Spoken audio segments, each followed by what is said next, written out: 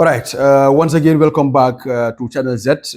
mu nekk programme bu nga xam ne rek far na di ñëw every week fii si biir lii di ama studio bi comme ni ñu ko far defee rek Mohamed moo dee nekk suma co-host waaye unfortunately tey Mohamed dafa am lii di gàllankoor moo taxit tey mënut a teewee lii di ama programme bi waaye tey si biir lii di Channel Z dinañ waxtaane very important events yu nga xam ne rek ne ñu ngi si 2025 year bi wis leen lii di ama happy new year ñu ñaanal leen rek ngeen toppal lii di channel bi bente ñu leen more interesting stories.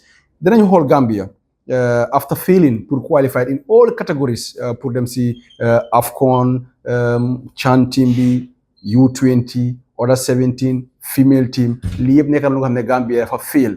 Our neighbor Senegal qualified for all categories in football mu nekk something lu nga xam ne Gambia war na see mën a jàngi loolu dina nekk lu nga xam ne dinañ ko xool then dinañ xool some quick players yu nga xam ne rek ne di making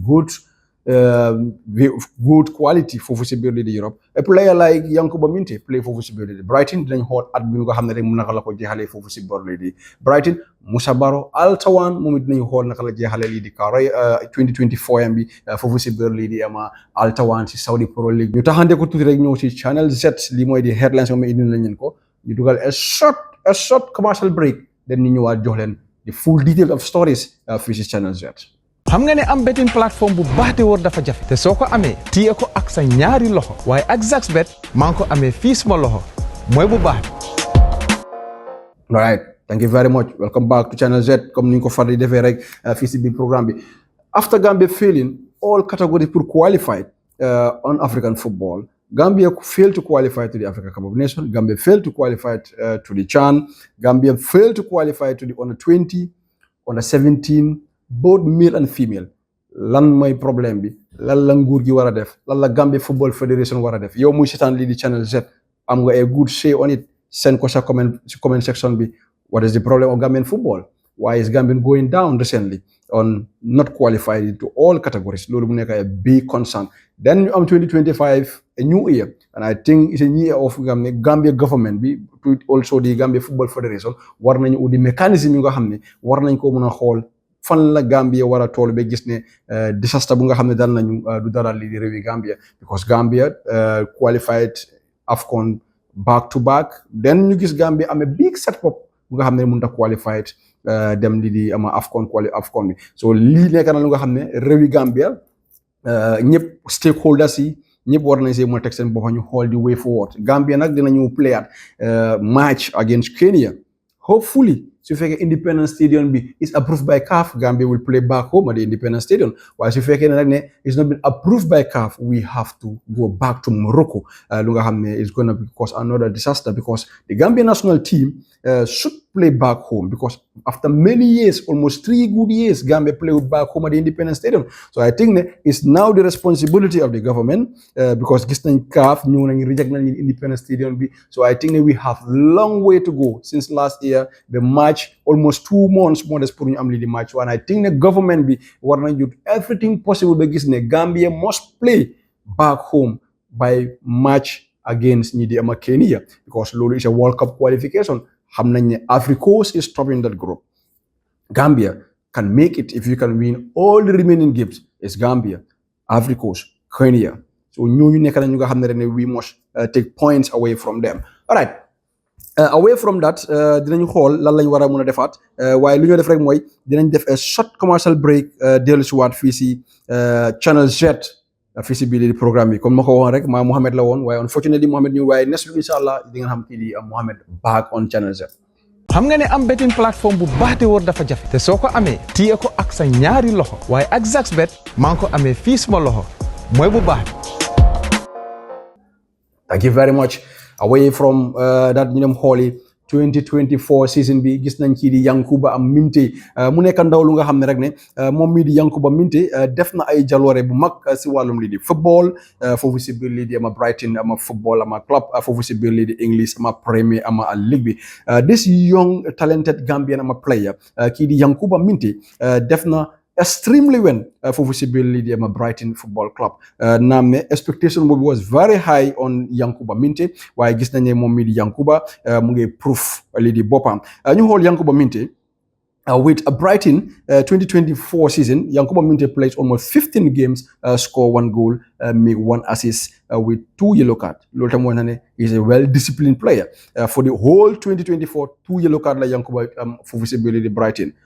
International with the Gambian national team 2024, Yankuba Minte played 11 games, scored 3 goals, make 2 assists, 1 yellow card. So limula wane how disciplined mom midi ama Yankuba Minte am nako si walam di football. Let's check another player, Musa Barrow. Musa with Gambian national team 2024, Musa played 11 games, scored 3 goals, definitely 4 assists with 1 yellow card. Another disciplined player. Let's talk about Musa with Altawan. Musa with Al Tawan, 2024 season, Momidi Musa Barrow played 22 goals, 22 games la Musa played. Musa scored 11 goals. Extremely big achievement. 22 games, 11 goals with Musa Barrow.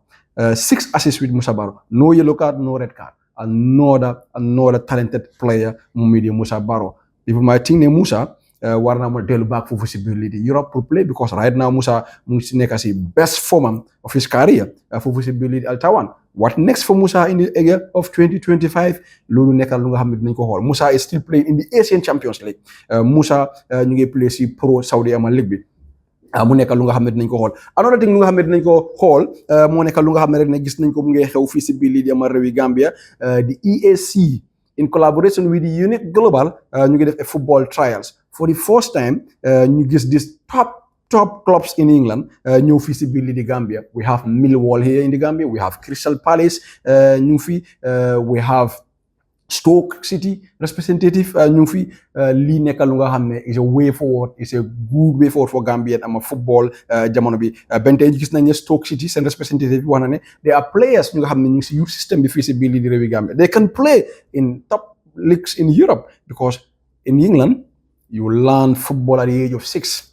In the Gambia, you are born with the talent. So, li neka lu nga xamne Gambia, su fekkee ne jaxar nañ the infrastructure, the grassroots level, we see Gambia competing with top clubs in the continent. All right? Li lañ amon fi ci Channel Z, ñu taxande ko tuuti rek ñu jox leen the odds of the day, fi ci biir li di Channel Z.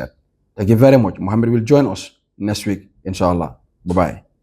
Bet with Z. Alright, thank you very much. Gannaaw bu ñu jógee ko rek si the short analysis on Gambian football léegi nag lu ñuy focus mooy bet with Z. Dinañ xool tey nag all the betting odds we have Z bet, we have the winners, we have the premier bet. Dinañ leen indil most interesting game. The bigger game bu nga xam ne dina happen mooy Valencia Real Madrid. Lolu nekkal lu nga xamne nañ ko because it's a replay game mu nga xamne xamone nañ Valence dafa there was a floating for visibility the Valencia match bobu ñu aj ko. This is going to be a very interesting game because looking at this game Real against the Valencia, if Real happens to win against the Valencia, there are two things that should happen. They extend their lead against Barcelona, then extend their lead against ñi di ama Atletico de Madrid ñu nga xamne jamono bi ñu war play.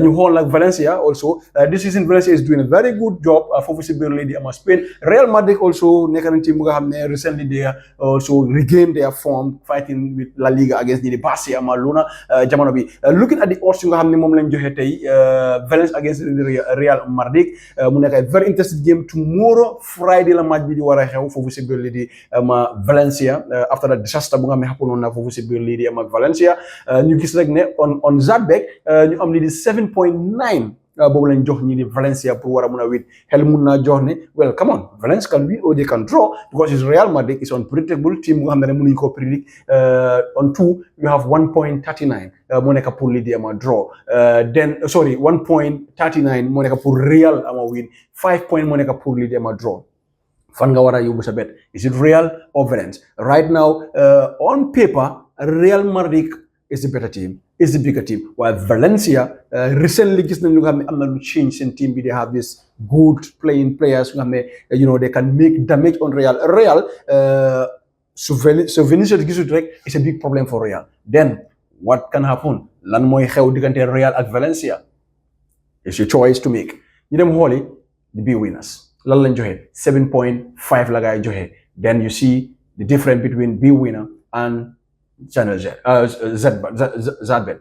Ñu xool draw is 4.7 fii yaa ngi am 5 point. Real win 1.4 foofu moo nekk di different benn odd moo nekk seen diggante then on premier bet ñoom nag ñu ngi joxe 7.9 while ñu ngi joxe 7.9 so bil tey ñii ñoo nekk si kaw then ñu xool draw is 4.9 pour lii di draw 1 point ama fot pour ñii di ama Real Madrid win a big because it's a good odd pour Real pour war a am 1.39 waaye nag ne come on 7.9 Valence happens to win or Valence win or draw si biir système bi then ñu dem xooli another good game Spurs versus ñi di Newcastle United Newcastle xama ñi di Manchester United foofu si biir lii di ama Old Trafford then Spurs ñoom it ñu ngi nekk in a very good form waaye Newcastle United come on it's a team to watch after having those interesting point foofu si biir lii di ama Old Trafford well look at it the difference are not too much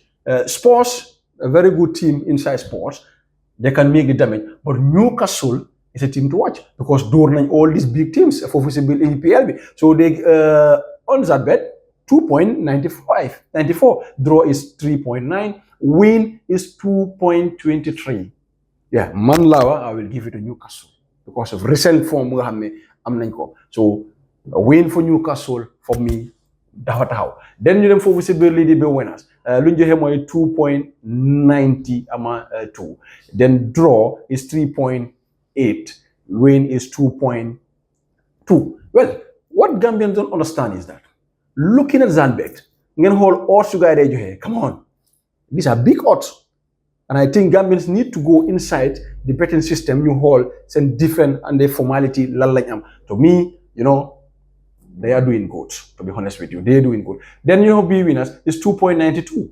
Then draw is 3.8. Win is 2.2. So look at the differences. You know, holding the premier bet. Ñoom luñ joxe mooy 2.95. You have 3.85. 2.21. Pour ñi di Newcastle United. Go for Newcastle United. It's a win game. Ñu xool Fiorentina ak ñi di Napoli. They're not doing good recently, but team boo xam ne la is not underestimated because gis nañ ne last match bu gaay play against Cesena it was a very tough game. Napoli scored last minute which was a penalty. So Fiorentina team boo xam ne la is a very strong playing at home xam nañ Italian bi system bi you know most likely their games 1-0 la 1-1 or 0-0 bi I think ne dinañ dem xool fan lañ war a def di formality then Fiorentina to me is either the win or the draw ñu xool 3.8 this 3.8 nga war a see jël one at win or draw at least maximum you might have 1.75 win or draw which is very good for Fiorentina then ñu xool a draw is 3.16 which I think ne a draw between Fiorentina and Napoli is certain to happen then ñu xool a win for Napoli 2.49. Don't forget Napoli struggled to win Cesena. They scored a last minute goal. New hall for B winners is 2.97. Then you join a draw 3.25. Then a win 2.45. Still now, they're doing good. And I think we need to look at all this betting system. For Premier, 3 point, hall fee is 3.25. Then you hold for a win for Napoli 2.43.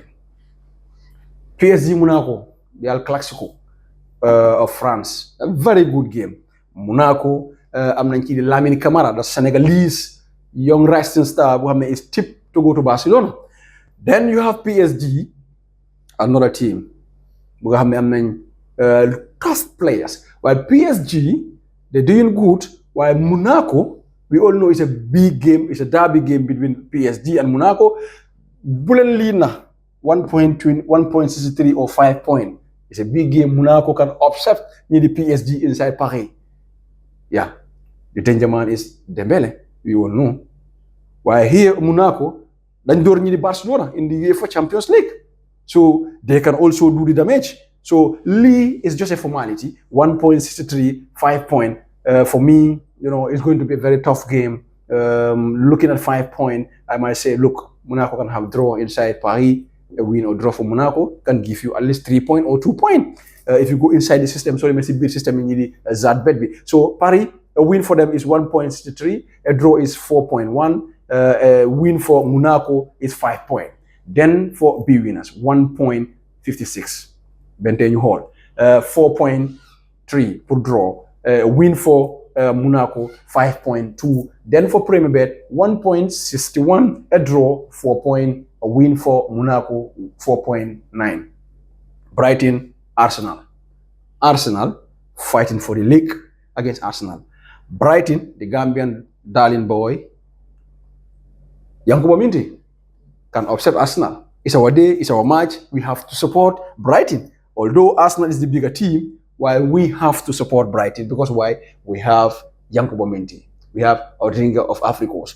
They can definitely upset Arsenal tomorrow. Because right now, Brighton, you're in a very good form. They're in a very, very good form. Arsenal not win the Dema, which is a very good result because they're fighting against Liverpool. While looking at Brighton, you know, they have the team that can beat Arsenal. So I think it's going to be a very tough game against Arsenal. 4.44 for Brighton. Inside Brighton, Arsenal 1.8. A draw is 3.74. For me, it's either Brighton win or they draw. They can't lose this game inside Brighton. Although Arsenal need fight against Liverpool, proving the English I'm a Premier, I'm a League, but I think that Brighton will give them a health inside Brighton. Yankuba Minte might even score. All right. Then for B winners is 4.2. A very good one, 4.4. Draw 3.8, 3.78 for Zadbet, 1.78 for B winners, 1.8 for Arsenal at Zadbet. Then lastly, New Hall, Premier, they pay 4.3, 4.4, 3.85, 3.75, 1.79, 1.80. It's going to be a very difficult game. Look, ordinarily, all right, on my own betting way, I say, all right, here, let me say, Valence win or draw, Newcastle win, draw game, Monaco win or draw, Brighton win or draw. That's my prediction. What are you going to predict? Comment it on the comment section. Thank you very much. Bet with Zach.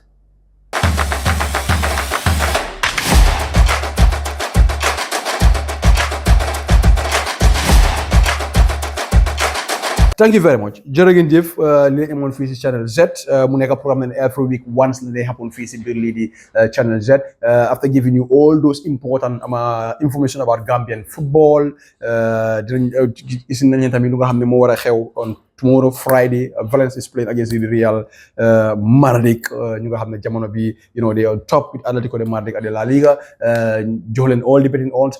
You have to hold the odds, then go hold. Just don't wait for these games while also demand inside the details of all this betting. Zadbet, be winners, Premier Bet. Go inside. There is big different quality. Betting system. And I know just don't bet for the famous of this betting company is fame or not, but bet with interest. Bet with what you want to see and who give you the best odds. Thank you very much.